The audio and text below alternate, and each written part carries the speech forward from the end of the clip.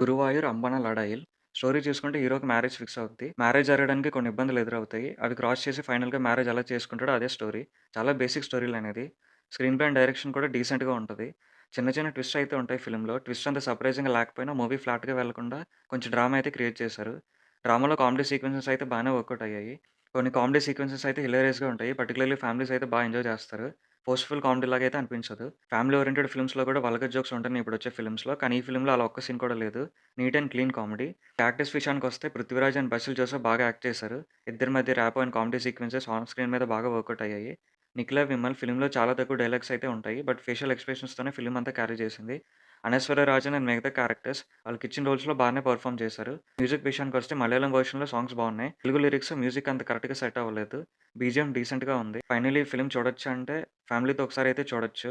One time watch film ఇది. అక్కడక్కడ log అనిపించినా బట్ ఎంజాయ్ చేస్తారు ఫిల్మ్ చూస్తున్నంత సేపు.